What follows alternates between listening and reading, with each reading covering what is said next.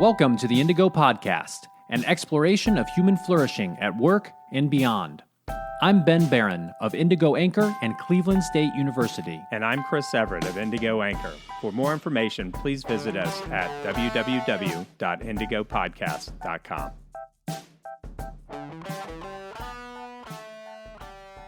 Hey, everybody.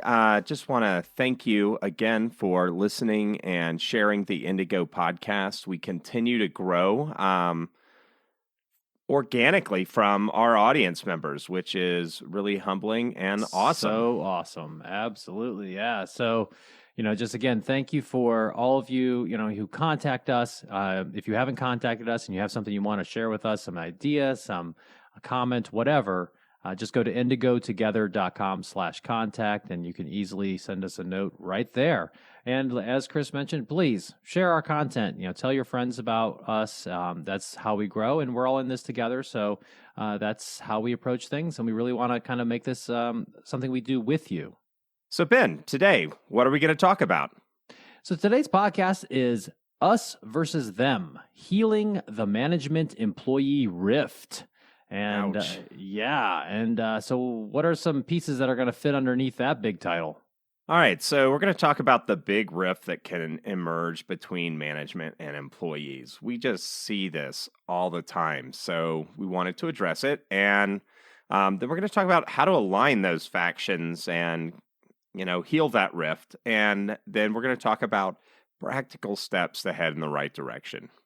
Great. So why don't we just jump right in with that first piece and unpack this idea of this big rift that really can emerge between management and employees in an organization. So maybe one way we could start is by sharing a little bit of the symptoms. What does this look like when this fault line, so to speak, this rift can start to separate management from the rest of the organization? Right. So one of the things that you see straight out of the gates is this thing called wheel spin, what we call wheel spin, which organizations are just trying to complete projects or they're trying to transform or get something done, and they're just not getting anywhere. Yeah. So management is kind of seen as having all these good ideas, in the military and the government, they call them the good idea fairies, that come around and are trying to get things done, but nobody's getting on board. Nothing's happening. Maybe there's a whole bunch of strategic initiatives, but no progress is happening on any of them. And things are just feeling like you're treading water as an organization. Now, this is normally a two-part diagnosis for wheel spin. One is your project management process garbage, right? Right. But let's say you got all the wingdings, you got the agile coach, you got the PMPs, you got everything. Yeah, McKinsey came out and gave you a PowerPoint and you actually did the stuff on it, right? Yeah. It didn't just be like, man, this is like level 12 PowerPoint. Look at it, and then you put it in the drawer. Yeah. So would you look at that? Oh my gosh, YouTube. Anyway, we'll post a link to the Look at That YouTube video if you want to waste some time of your life, right? But anyway, the wheel spin is and you'll see we get drawn into these meetings as consultants and people are like, well, we just keep telling them and these people and all that kind of stuff. And it's like, what do you mean these people? Right. And sometimes managers will, or, the executives will say, oh, it's all about accountability and we just need to, we need to tighten the screws down harder and we need, everybody needs to be on a time clock and we need to be, holding people's feet to the fire. That's a natural reaction, but as we'll discuss today, it's probably not the most productive reaction. Yeah, so your org has everything in place from all the hottest pop business books and top professionals, but you got wheel spin. Mm-hmm. Generally means there's a rift, and I'm always surprised at the lack of awareness and that there's a rift between management and the employee. Right, and then this can lead to a whole bunch of cynicism and mistrust. Employees are just not willing to try the things that managers suggest, no matter how potentially well-intentioned they are. So, for example, maybe the new boss has some new ideas about what they want to do with the organization or with the team, and people are just kind of like, "Well, that all sounds great, boss," and they'll nod along in that meeting, and they'll say, "Sounds good," and then they'll just kind of slow walk it, right? It'll just kind of not really happen. And in their minds, a lot of times they're just kind of waiting for they're just like, okay, this is just another flavor of the week type thing. And we'll just, we've been through 5 different bosses in the past 5 years. Once this person burns out and leaves, we'll have another person with new ideas, right? Well, they say, meet the new boss, just like the old boss, that's right? So it's this cynicism that can really set in with regard to any kind of change efforts, transformation. This is an indication of that rift that's occurring. Yeah, and you'll often get stuff like managers, oh, we know more than the employees. And you just might actually. Sure. But that sentiment, if I went in, gosh, imagine going into your significant other and being like, listen, babe, let me tell you, right? It automatically sets up that psyche of it's that us versus them, right? And that person's lizard brain's gonna reject that kind of sentiment, right? Right. Yeah. There's also this thing that you referred to as the behind the back handshake, and this is a really kind of interesting idea because I think it's a metaphor that describes this issue that happens in a lot of organizations. Why don't you share with our listeners what you mean by the behind the back handshake that happens? Yeah, and if I remember right, I mean, you read so many of these books, listeners. If you're not reading, start reading. But read. But I think it's called Leadership and Self-Deception, and we'll put a article in the show notes on that one. But let me actually put that down. Article in show notes so we don't forget. But this book, Leadership and Self-Deception, will talk about this thing where, in any organizational life, as you're doing work and stuff, somebody might drop the ball just a little bit. And it's probably not self-intentioned. It's probably just because they're not a robot. They're a real breathing human being, right? Right. And so when there's this rift and when there's this kind of behavior that goes on within organizations, like a lot of wheel spin, it's like, oh, well, now I'm not going to give 100% because that person's not giving 100%. Or the assumption is that they're not, right? And then the other person sees that lower performance returned, and then they use it to justify, oh, I'm really good, but these other yahoos. So, and really everybody knows what's going on, but it's this kind of behind the back handshake or drug deal or whatever you want to call it that justifies lower performance. And, in the book, they don't talk about a rift, but really that is a rift because you're no longer have a collaborative alliance to get the critical tasks that need to be done. Right. If you've got that cynicism and mistrust, if you got the attitude of managers know more than employees, people will start justifying as much suboptimum behavior as possible.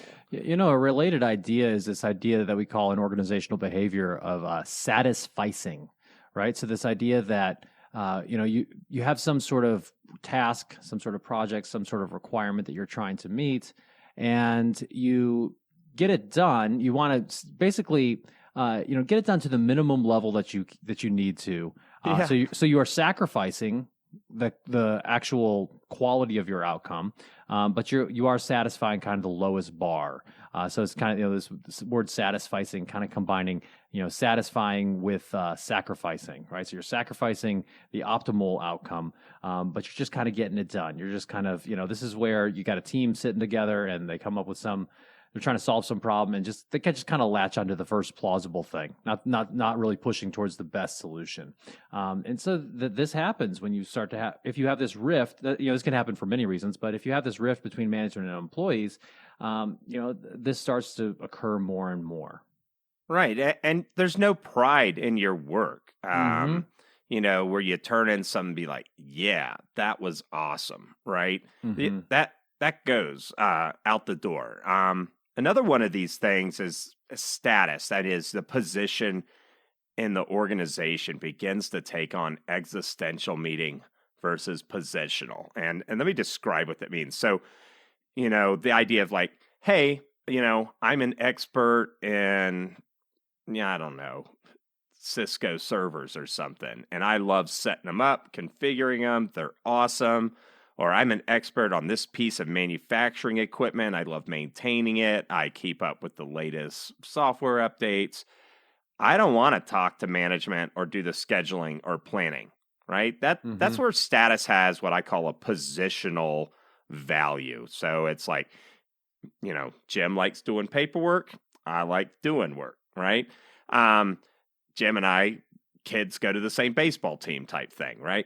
But then there's this existential meaning as if somehow management or managers are more important than, and I don't mean this in a derogatory way, but line level employees. So if you're an individual contributor, my view is you just have a different role than management. But in places where there's a rift, you can see that status begins to take on a special meaning, like a management is so special. So I call that the existential meaning versus positional meaning. So if you start to see some of that existential meaning, the managers are meeting, that kind of stuff, yes. that displays some of that rift. I mean, it's like if you walk into an organization and you kind of just take a tour of the facilities and so forth, and you go from the area where perhaps, most people are working, maybe it's cubicles, maybe it's a plant floor, whatever. But then you go to where the more senior level managers and maybe some of the executives have their offices,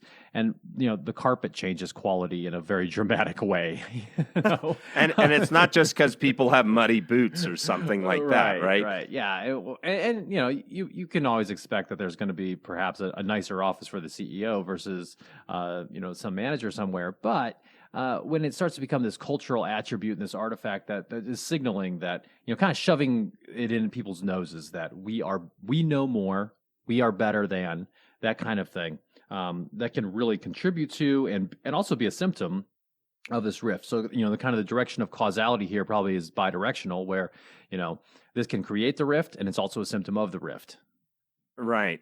And you don't have to have, this is kind of like the DSM-5, right? That's that psych manual. Like if you look at their diagnosis, it's like, you must have 5 out of 8 of these. So you generally have more than one, but just because you're missing one, don't let yourself off the hook, right? Right.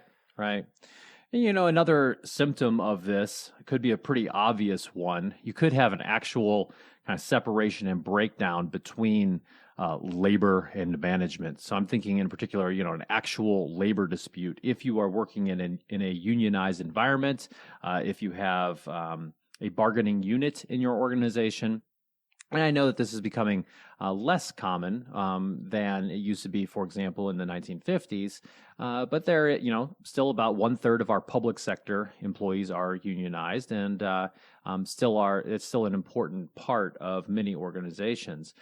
So, this could happen in terms of a labor dispute, some sort of failure to agree on a collective bargaining agreement, but it could also, involve other ways that, for example, labor can really get back at management. So things like working to rule, right? So right. I mean, that's an interesting concept. Now, describe that, because we're not actually talking about like king ruling, like I'm the ruler. So working to rule. Working to rule is this idea that, okay, we are only going to do exactly what is in our job description. And you can imagine, just think about your job descriptions that you have at work. And if you're only doing exactly what you're supposed to be doing, you don't do anything that's kind of outside of that scope, and you're very narrowly interpreting your job, that can very quickly grind an organization to a halt. And we're going to talk more about kind of why that is and what, how other ways to think about job performance here today in the episode. But that can be one way in which this rift can really become manifest. Of course, taking that to another level could also involve some sort of impasse between labor and management in terms of their contract negotiations, could involve things like striking, et cetera. So in addition to all these other kind of symptomatic things that tell you there's a rift between management and employees, there could actually be some sort of actual breakdown and separation if you're operating in a unionized environment. Yeah, and for now, we're in a late business cycle. Another example is venture capitalists are snagging up companies and trying to smash them together and sell them as a bundle, right? Mm. And so, senior management, even mid management, be like, let's goose these returns. And then we'll get out of here with the big exit. Well, Right. the employees are like, well, what happens? We just show up to work, man. Mm-hmm. We don't have like $1 million worth of stock options and stuff. So there can be that rift that emerges, and that's really a whole other episode on managing that, culturally. If you are in that type situation, however, that can cause that management employee rift. These structural things, union versus the company. Line workers versus the exit strategists. Mm-hmm. Anytime you have these kind of groupings, they, if not managed correctly, they can cause a rift. Right. So maybe now we can turn our attention to a little bit more about some ways in which this can emerge. Now, of course, this can emerge and this can happen. This rift between management and employees can happen in so many different ways. But there are a few different things that we thought about when we were preparing for this episode in terms of mindsets and approaches towards managing people that can lead to this rift between management and employees. Right. And one of the foundational looks at this is from this guy named McGregor, who has a theory X versus theory Y in managerial styles. And so just describing those real quick. So theory X people only will do what you make them do. Yeah. So this is the approach that managers have. It's a belief, right? So as a Right. manager, if I'm a kind of a theory X manager, I believe that people are only going to do what I make them do, and that they're always looking to get away with, still getting paid, but producing less effort. Yeah, so this is a classic command and control style. Mm-hmm. This is the parent waiting outside the kid's door, making sure they go to bed, that kind of thing. Might help you at the house, probably not the best approach at work. Theory Y people they want their employees to thrive. And they view their ideas like, we need to tend the soil, make the great conditions for employees to thrive. And you'll see some of this in the Agile community. A lot of people kind of pick up on theory Y somewhat organically, but McGregor, I think, is one of the main guys that came up with kind of how definitions and how to think about some of this stuff. Right. And what's interesting is that, the way that you approach management, the way that you approach managing people in particular, can become a self-fulfilling prophecy, right? And so, if you believe that people are always just trying to get away with stuff, and that they are, there to just get as much for as little effort as possible every day, then you're going to start to notice that, and you're going to start to, implement controls, for example, and really try to tighten down the screws on accountability, for example. Making them produce more reports, making them, watching them more, really having emphasis on compliance. And, as a result, they will probably push back against that a little bit. People don't tend to like those types of things. And then you're going to believe that, oh, well, they are trying to get away with less. And maybe they are, right? So it creates this self-fulfilling prophecy, this unvirtuous cycle of bad behavior between management and employees. Versus if you truly come to work as a manager thinking, you know what? People don't just show up to work in general trying to screw up. People want to do things that they can be proud of. And my job as the manager is to create the conditions in which they can do just that. Well, you're probably going to do things that are supportive in nature. You're probably going to do things in which you recognize and reward high performance. And people are going to start to behave that way. They're going to realize, oh, this manager's not just trying to, catch us doing things wrong or, make us comply with everything. They're actually trying to make us or help us be all that we can be here. And you'll start to see more and more of that. So these mindsets and these approaches in very subtle ways can start to change people's behavior. And that's a really important piece that managers need to remember. Right. And another piece, because we're talking about how does this management employee rift emerge? And, we are taking more of a focus on management because guess what, guys? As I say in the South, it's y'all's fault generally.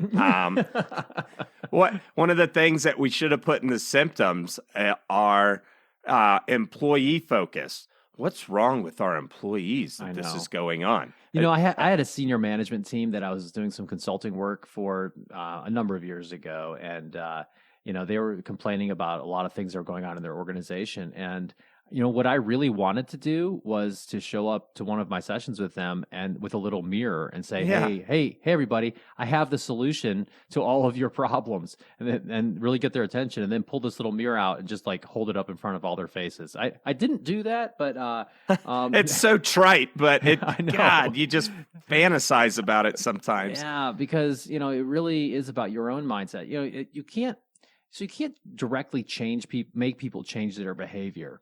But what you can do is you can change your approach towards communicating with them, towards how you treat them, how you even think about them, because that's going to manifest itself in your attitudes and behaviors.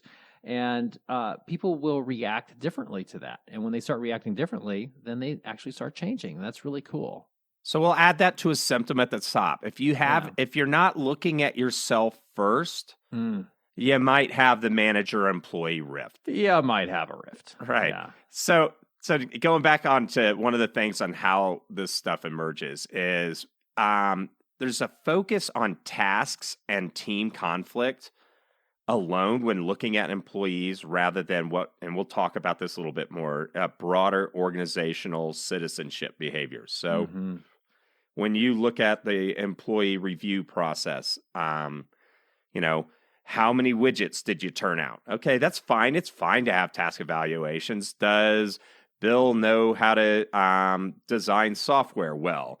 Does Susan create CAD drawings appropriately, right? So that's task. If you're only focused on task and Susan doesn't cause fights in the coffee room, so she gets an A for her review. Well, if you're only focusing on that, there's just so much more in the broader context of employee work. Just like when we talked about working to rule. It's impossible to define. So if you're like, nope, that wasn't in the job description, not going to doing it. Hey, Larry, could you, you're over by the printer. Could you reload it with some paper? Nope, not in my job description, right? Things grind practically to a halt there, right? But even when we don't have, say, like a labor issue or, kind of setup, right? We do that to ourselves almost, right? Because we're only focusing on this task and whether somebody's a jerk on the team or not, right? Yeah. There's all these other things that you need to look at. So one way to think about this is a lot of times, if you're only focusing on the what people do versus the how they get things done, exactly. That can really start to make this emerge because how we get things done is really important. You can drive results within an organization while being just an interpersonal train wreck and treating people like garbage and really, deceiving others. And you can get some results. You really can. I would argue that your longevity and your ability to continue driving results will probably diminish over time because people aren't going to want to work with you. And that it's not the best strategy for long-term success. But focusing on the how is very important here. So if you're only focusing on the what, that can lead to this rift between management and employees.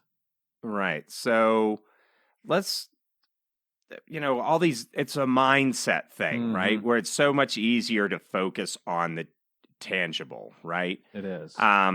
But these kind of mindsets and management approaches contribute to organizational culture and how people think about their work. What are some of the ways that happens? Sure. So, I mean, I think obviously people come to work because there is some sort of economic exchange going on. I'm going to trade my effort and my time and my skills and knowledge for some sort of compensation, pay and fringe benefits. And that is important. Yeah, sorry, founders. Yeah. As much as I love your vision, I also like to eat, right? Right. But there also is an element of social exchange. And this is a part that I think a lot of managers don't really realize because it's kind of under the hood and it's behind the scenes, but it's so important because, for example, we don't just come to work just to get paid. I mean, as long as if we are getting paid, that's great. But what's going to keep us there and what's going to help us actually flourish and what's going to make us want to, go above and beyond, so to speak, as an employee are things related to what we call social exchange. So do I feel like the organization has my best interests in mind? Are people treating me in a way that recognizes my performance, that shows that they really value me as a person, that they recognize my contributions to the overall team or organization? And when there is that, when there is that sentiment, then I'm going to first of all feel obligated to perform better and be more loyal to the company. But I'm also going to, it's going to meet some of my socio-emotional needs, right? So we like to be around other people. We aren't, most people aren't suited well for the hermit life. Some people might be, but in general, solitary confinement is still one of the worst things that you can do to somebody. And one reason for that is that we are social creatures. And so the workplace is one place where that happens. And so, remembering that there is a social exchange that's going on, that we need to have harmonious ways in which we interact with each other is very important towards, not creating and perhaps healing some of these rifts that can occur. Right. And then there's this view of like only managers have a career. Right. Yeah. Oh, and then I went from manager to senior manager. Then I went to the little bit more senior manager. Then it was junior director. And it's like if you go to any bank, there's like 1,000, vice presidents of various types, right? All right. Yeah. If you go to a bank, it doesn't matter if you're 22 years old. You're starting as a VP because people don't want to feel like they're talking to, Joe Schmuck, right? So anyway, but, that even so let's say somebody comes into your organization and he runs a piece of manufacturing machinery and he runs it for forever. Is there any acknowledgement that he's the most elite user of that machine? Or, one way that is pretty good is, hey, first year of service here, annual service. He's got his 5-year ribbon or something with a watch or something like that. So, this idea that there's, management track has more meaning. That's kind of those existential type thing, rather than a person, or in the way that they design people's jobs or celebrate. These are mindsets. You'll just see them that just indicate that this rift is here and not doing what healthy things for your organization. Right. So we've talked about, what this rift is and a little bit about how it can emerge. Let's turn our attention now to aligning these factions. If there is this kind of separation between management and employees, if there's some tension there, some ways in which you can start to get things aligned. Right. So the theory wise stuff, we talk about tending the soil, right? So I kind of view a lot of this through the plant garden model, right? Just think about the soil and planting and all that stuff. If you have a black thumb, I don't know. Still think about the plant garden model, right? As if you didn't, right? There are things that are programmed into the people DNA that you inherit in your organization. Everybody has their own backgrounds, thought process, but there's certain things that transcend and are part of all of our humanities. And so when you have theory X and Y, the tendency is to say, well, Y is the best way and it's true. But, sometimes theory X can be appropriate. If you've got a group of new recruits and you're like hitting the soil in Afghanistan and taking fire right away, you don't have the time to say, well, Filson, how do you think about holding a support by fire position here? Right? It's command and control can be appropriate in certain times. Yeah. Or if you have somebody who is consistently not performing well, like they need to be gone. Right.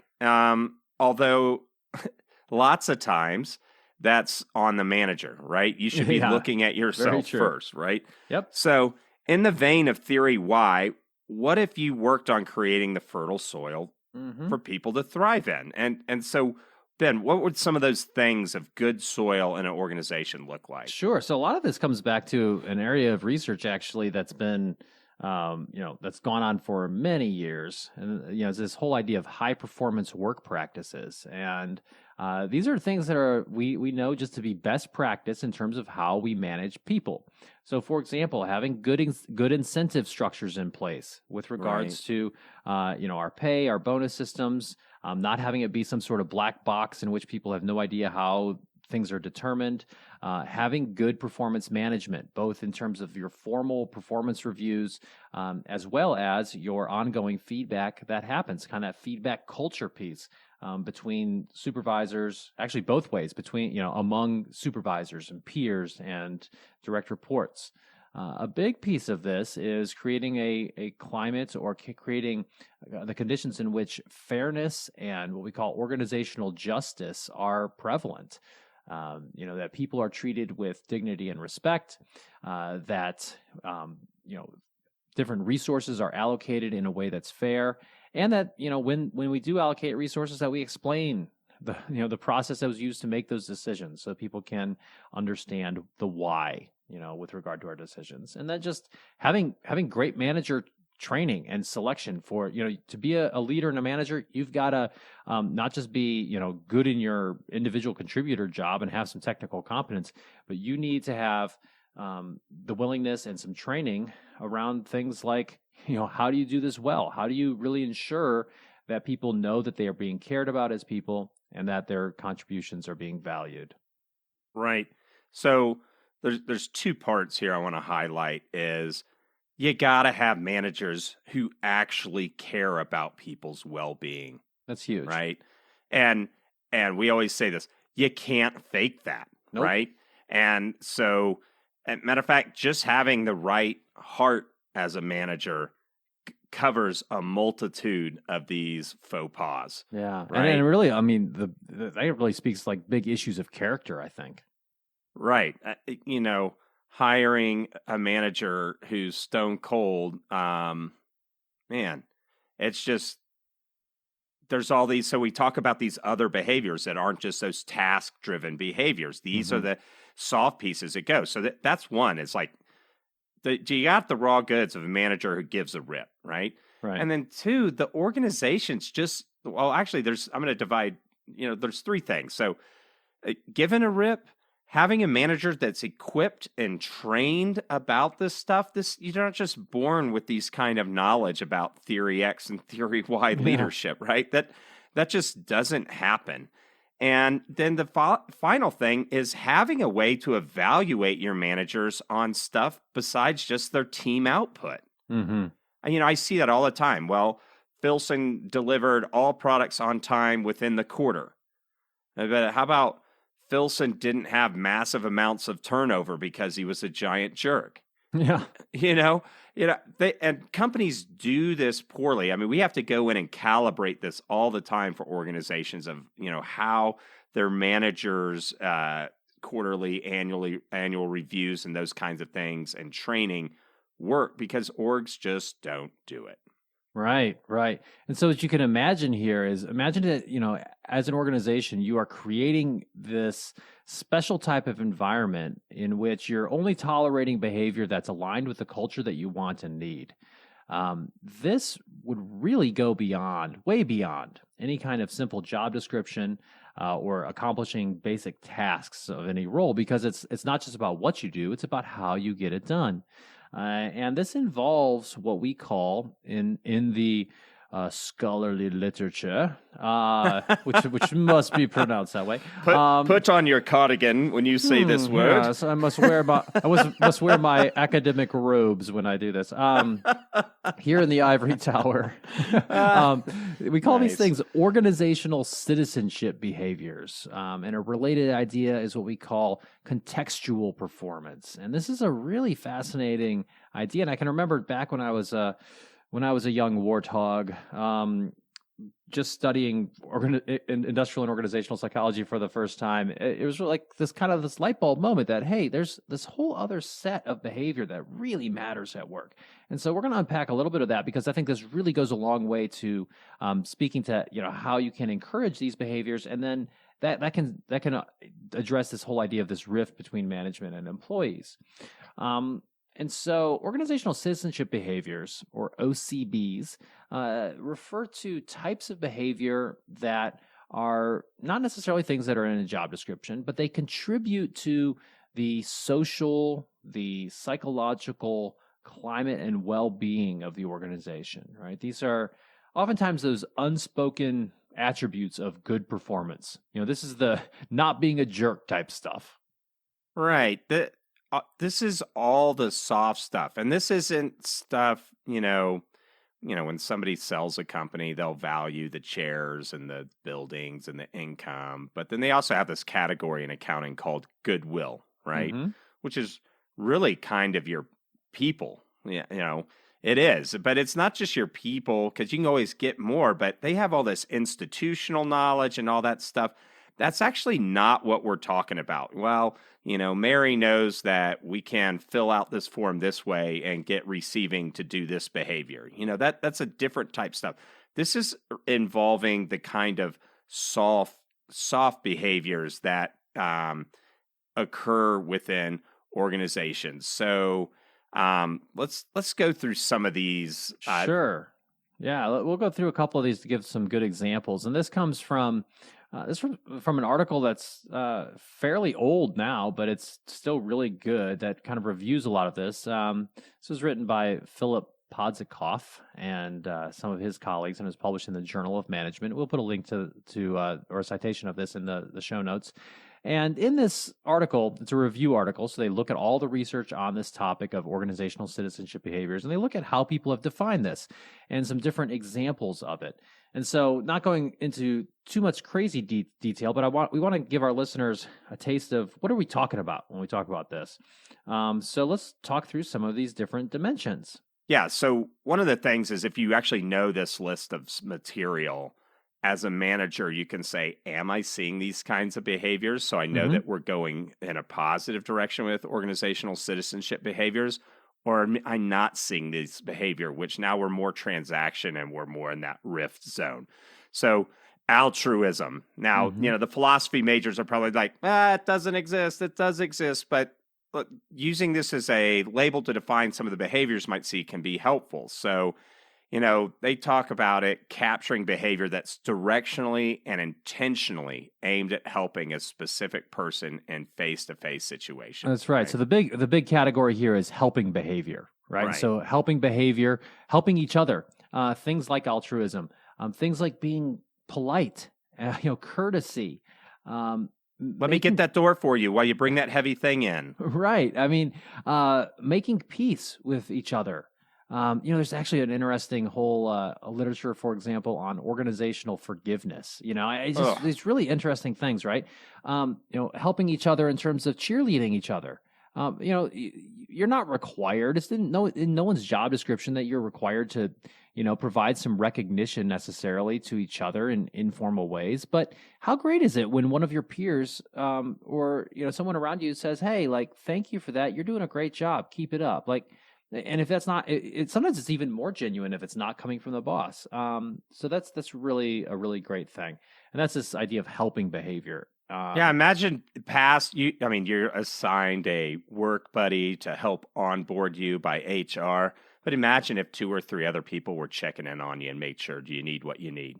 Mm-hmm. I mean, Mm-hmm. that communicates so much about what's going on in those citizenship behaviors. Right, right.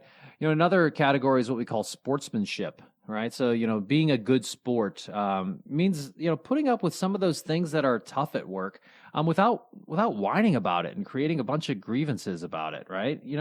Not every part of organizational life is puppies and rainbows. There are parts of every job that are hard, and there are things that go wrong, and it's about tolerating those things in a way that's saying, look, all right, things are maybe we screwed that up, or maybe the manager screwed this up. Let's be positive and look towards the future in terms of how we can continue to accomplish our mission.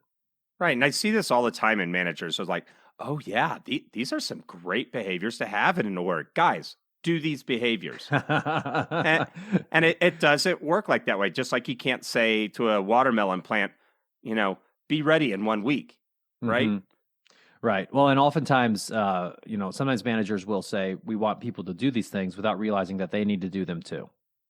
Yeah, not only do them, but and we'll talk in the final segment of this episode about like what you need to do to start heading that way. But there's concrete things that orgs can do to help curate this, and it'll come about slowly. It won't come about by command or fiat, but you can't start getting there if you don't even know what there looks like. Right. So another way that we can think about these organizational citizenship behaviors is the distinction between those that are directed towards individuals and those that are directed towards the organization. So things like helping each other, that would be what we call an organizational citizenship behavior that's directed towards individuals, helping people, cooperating with people, facilitating interpersonal interactions. Now, organizational citizenship behaviors that are directed towards the organization could be things like being loyal to the organization, right? And one thing that we call boosterism. It's just a fun idea. This idea like, hey, when you're talking to your neighbors, how do you talk about your organization? Right. And because you'll see videos on company's website. I love working at Company X. It's so awesome. Look at the Kumbaya we're singing in the background here, and it's all curated. But I see this so much in the software development community because you'll go to these, say, like a .NET meeting or meetup or group or something, and people are like, hey, it's kind of lame where I'm at. I'm looking. There's this job opening at Company Y, and everybody be like, don't go there. If you do, these are the 3 managers to avoid. Yeah. Because people, especially in networked communities like software and IT, they talk about that kind of stuff. So if you're not curating this, people are going to be like, yeah, I mean, they all stink, but these ones stink worse than those, right? Right. And just to go back to what we already talked about with like Theory X and Theory Y and so forth, like you are not going to increase someone's tendency to be a booster of your organization, to engage in that kind of talking well about your organization through compliance, right? Because you can't watch people when they're not at work, at least not yet, right? So, this is something I've seen. I actually seen this like 5 or 6 times, so I know it's not a one-off on the best companies to work for thing that cities will do to give awards out, and everybody make sure to go in and put a good vote for us. Tell their employees to do that. And if you're doing that, you're not having, you're not in a good place where healthy organizational citizenship behaviors are going down. Everybody will log in. Hey, Bill, have you filled that thing out? Oh, look, we won best place to work. And yet everybody knows it's not true. And one thing we're trying to do with this podcast and just our approach in general is to pull back this veil of ridiculous lies that we tell ourselves about our organizations, that we try to, create this facade of what's really going on. Like that is a disingenuous way to approach leadership management, running an organization where people can thrive and flourish. Right. Just don't get off my soapbox there. But anyway, so some other dimensions of organizational citizenship behavior. One, we call compliance, which is doing the things that you need to get done. But another kind of piece of that would be what we call spreading goodwill. And endorsing kind of things that need to get done in the organization. So, for example, let's say you have a bunch of safety rules and regulations, and some people are like, "Hey, we don't really have to wear our hard hats over that area. It's really actually kind of safe." And this piece of organizational citizenship behavior would be like, "No, I think we actually do because this rule is here for a reason. If it's not there for a reason, then we need to work to get the rule changed. So let's go ahead and do this to make sure that we're being safe." That's just an example. Right. And I mean, think about a romantic relationship or a marriage where you have kids, right? Mm-hmm. Things are going great. Everything's wonderful. But through being really busy, not tending to each other, slowly your, marriage citizenship behaviors decline, right? Mm.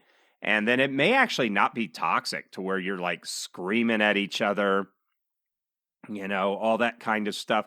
But you settle in to this kind of pessimistic malaise, right? Mm. And heck, your relationship may last all the way until you pass away, decades later. But let's say you realize that and say, I really want to put a bid to making my relationship change. Right?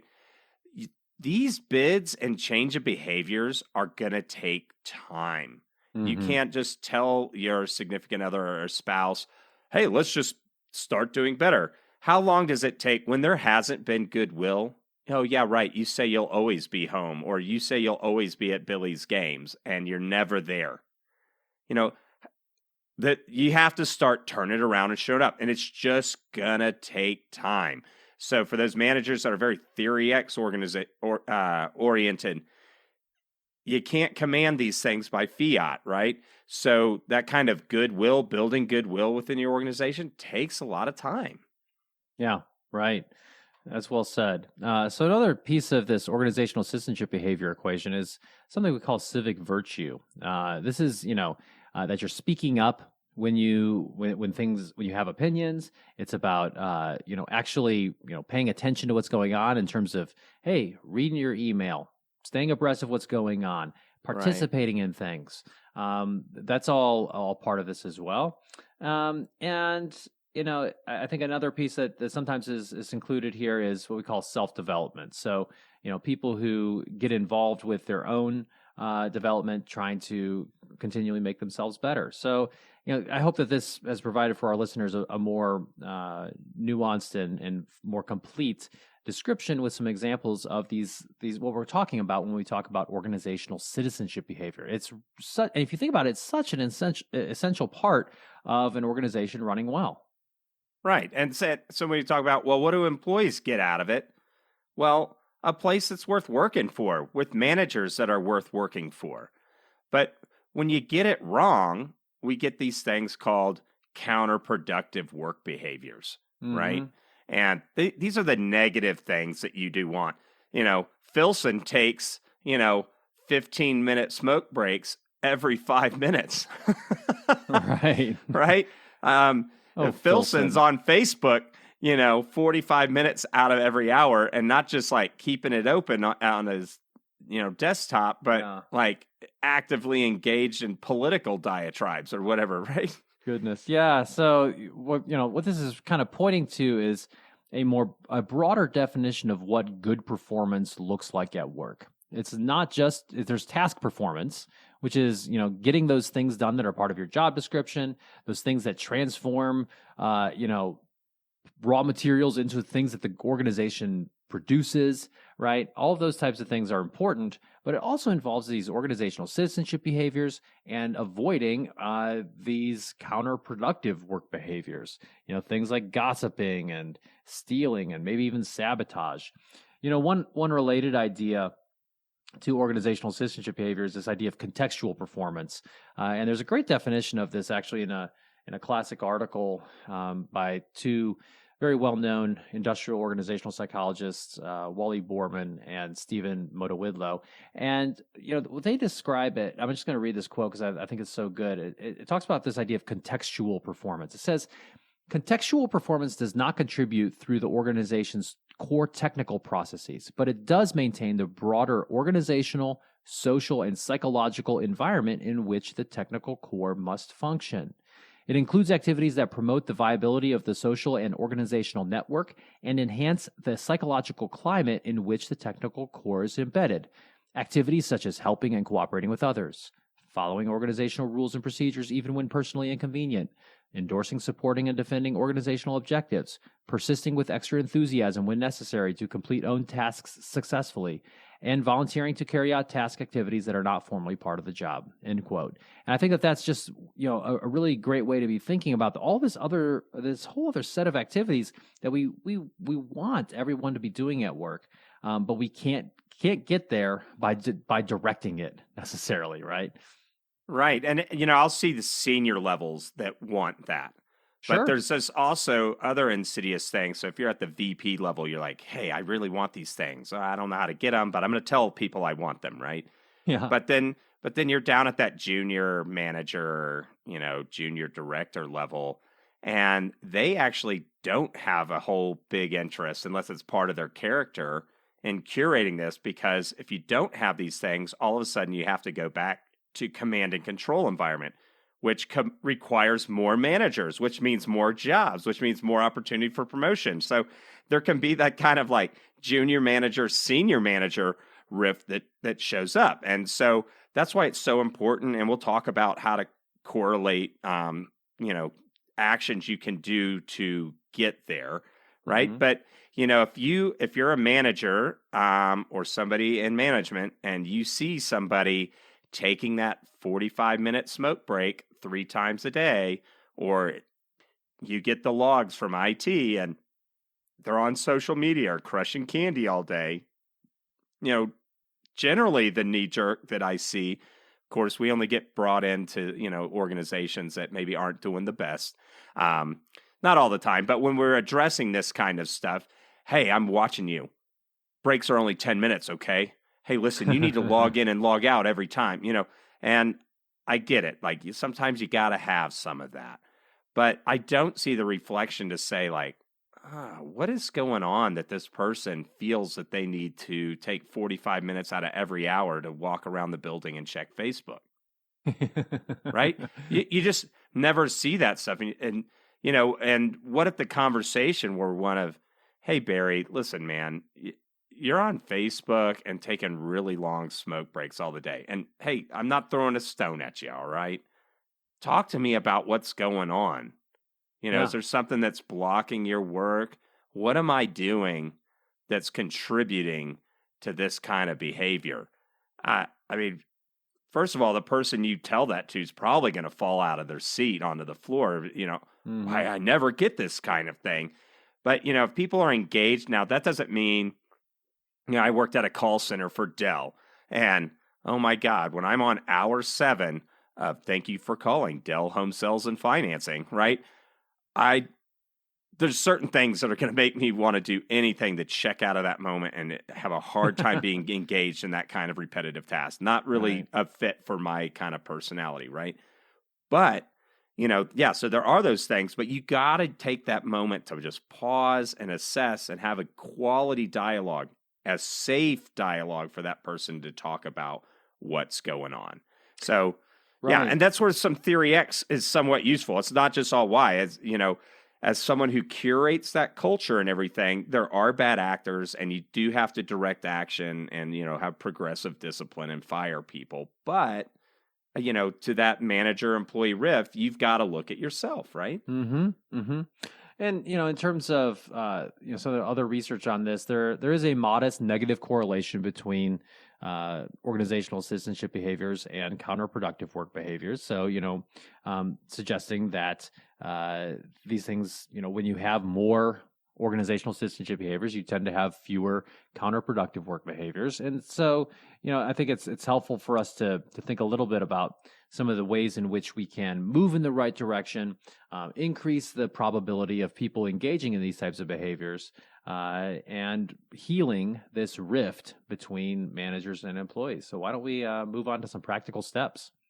Right. So the first thing you got to do is know what the symptoms are and look for them. Mm-hmm. Right. You can't start to trend better. So if you're a retail organization and you have a big problem with employee theft, Mm-hmm. the first thing to say, like, there's a lot of thieves in the world. Well, if they felt so positively and were part of the team and organization, they wouldn't want to steal inventory because they're part of that team, right? Right. Or, just knowing what the positive, do I see altruism in my organization? Are people helping each other out? And so, that can sound kind of nebulous. And one of the ways to formalize that is to perhaps have an annual assessment to measure these items. Right. And of course, that assessment should be conducted in a proper way that's confidential, where you're actually taking action based upon some of the responses so that people don't, so you're not actually increasing that cynicism that sometimes happens. Yeah. If you do those assessments and never do anything with them, you're going to make it hard for surgeons to come in and heal your patient, right? That's right. Because they're going to try to assess to make sure that they, tackle the most critical, impactful item first. But you have a decade plus of doing these surveys and never doing anything with it. So, yeah, we could do a whole podcast on that. I mean, that's I see that a lot, right? And why assess stuff if you're not going to do anything about it? It just seems silly to me, and it's negative. It's actually harmful. So I think helping managers know what some of these symptoms are, some of those things we talked about earlier, and some of the helpful responses. But I think another idea here is just that we should, in all across all different levels in an organization, we should broaden our definition of what good job performance looks like. It certainly involves things related to your tasks, those things that related to your technical expertise, for example, your job description, but it also includes all of these things related to the context and creating a positive social and psychological climate. These things that we refer to as organizational citizenship behaviors, helping each other, being a booster for the organization, civic virtue, all of those different things. And managers should work to curate a culture that encourages them. And it starts with role modeling it. Right. And so that's where you just have to train your managers on this stuff. So it's great if you can diagnose the symptoms. And this is that kind of wheel spin that okay, I see the problems. We have good assessment. I want to do stuff. You do an all hands meeting with the video and everything. And you talk about, we saw that, these are the things we're doing that are causing bad citizenship behaviors. We're going to, the buck starts here. We're going to do something. And then nothing happens. Lots of time that wheel spin is you haven't actually trained your managers on how to do these things. And then you haven't, like to your point, Ben, broadened those definition of job performance, like to include your performance reviews and how compensation is awarded and all that kind of stuff.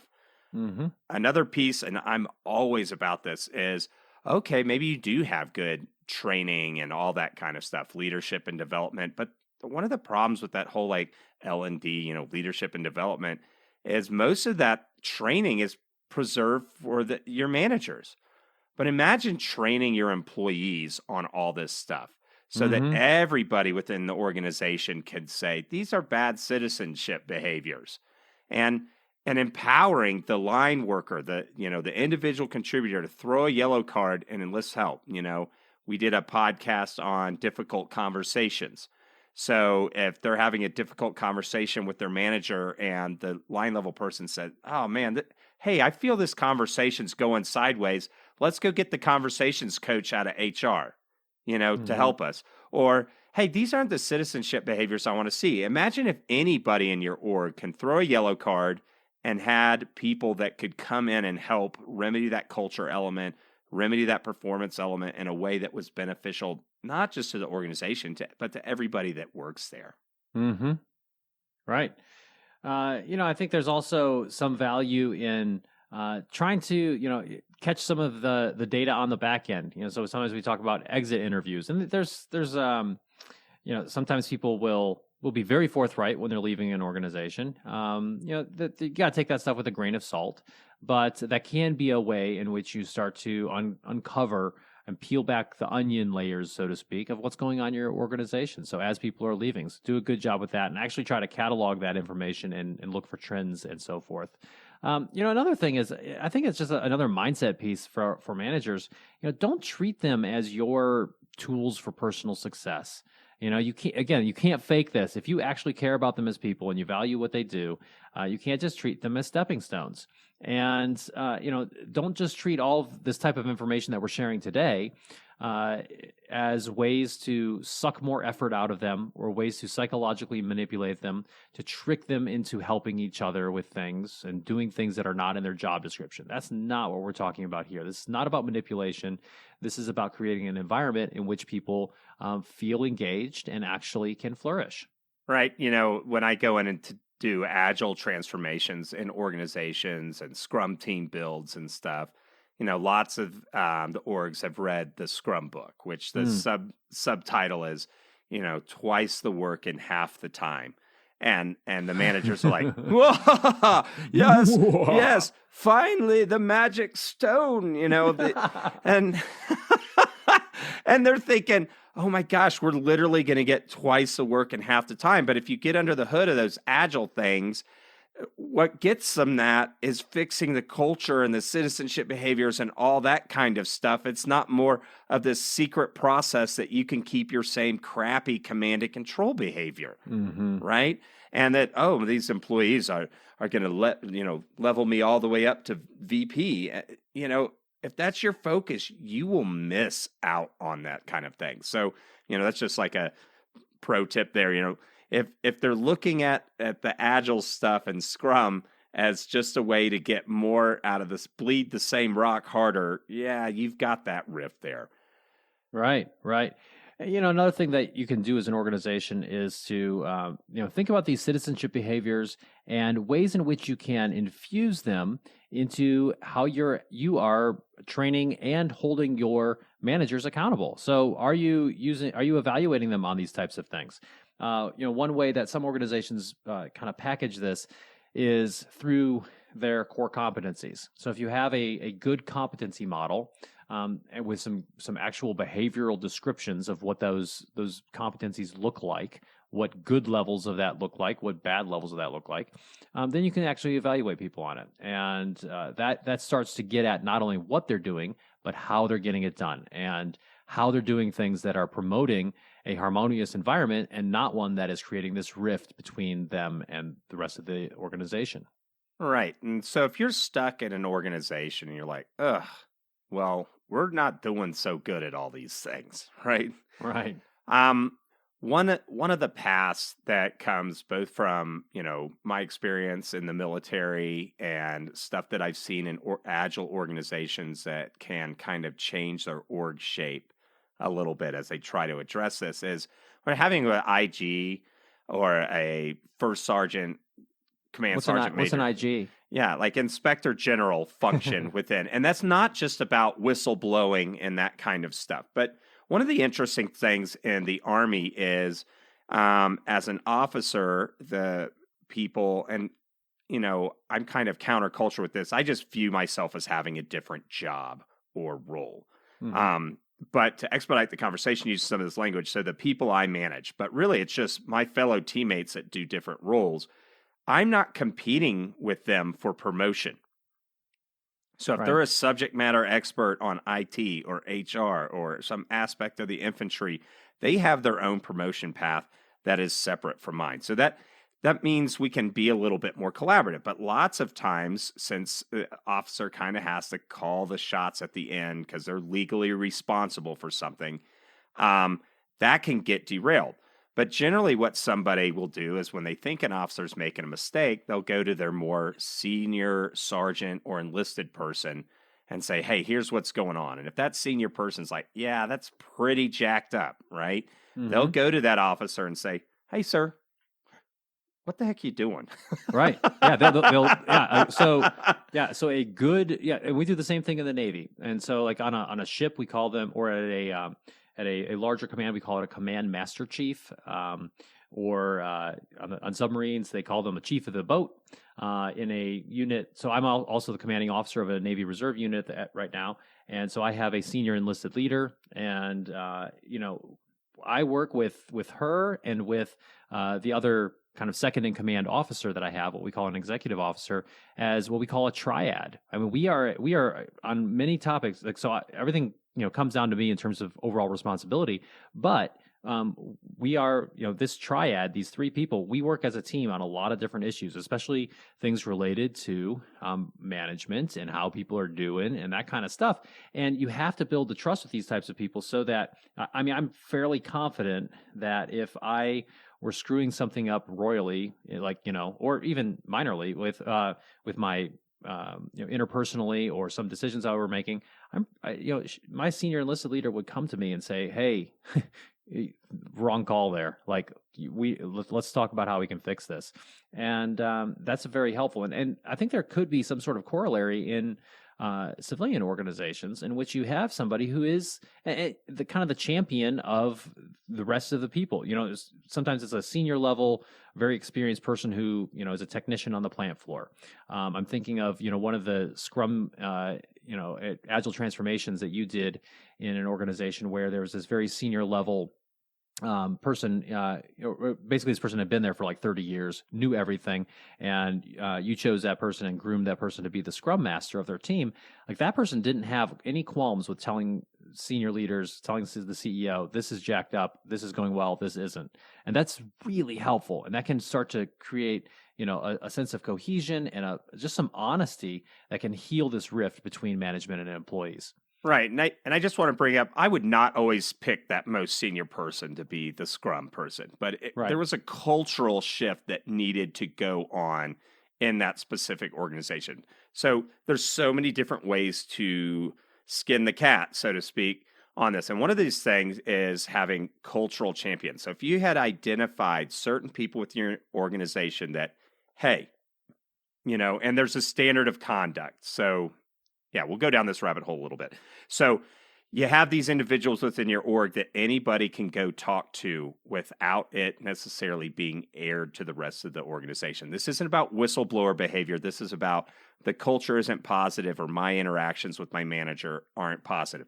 And this isn't an HR person because you don't want to necessarily escalate or start that legal process. Mm-hmm. And you go to that cultural champion is what I like to call them.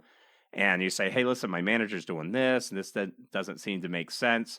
Great. That person can take your stuff in confidence and go to another senior manager or go to that actual manager to try to remedy and heal that rift. Now, if you do set up these culture champions, having a standard of conduct, i.e. these conversations are confidential and the organization's not going to hear about them, right? Unless the culture champion determines a better way forward.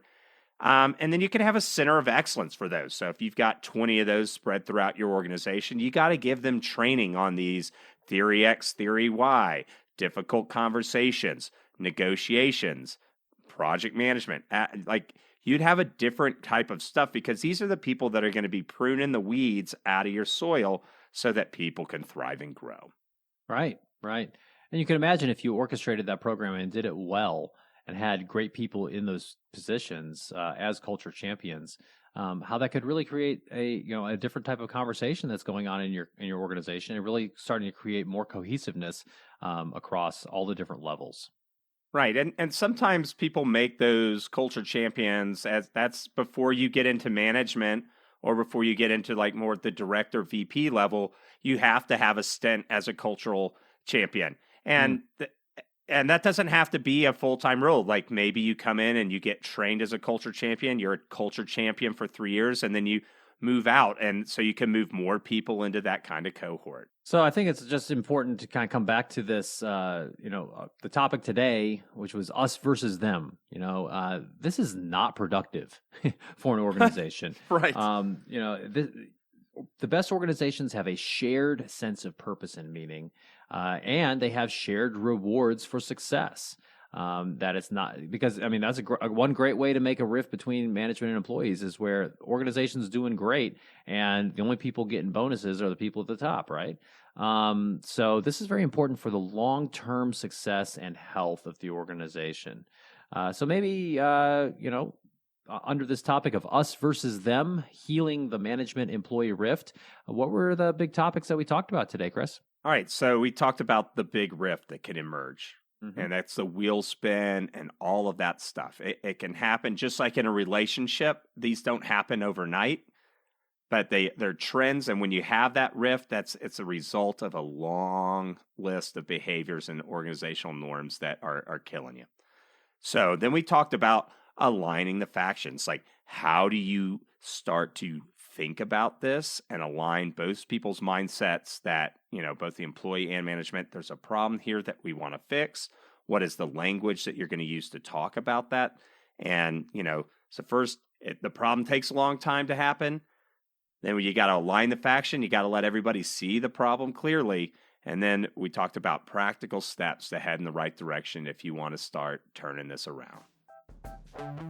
Thanks for listening to the Indigo Podcast. If you like this podcast, please consider helping us by rating us on Apple Podcasts or wherever you listen, telling your friends about us, having us on your podcast, or mentioning us on social media.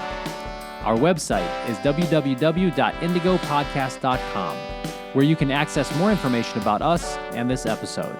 Thanks again, and we look forward to talking with you again soon.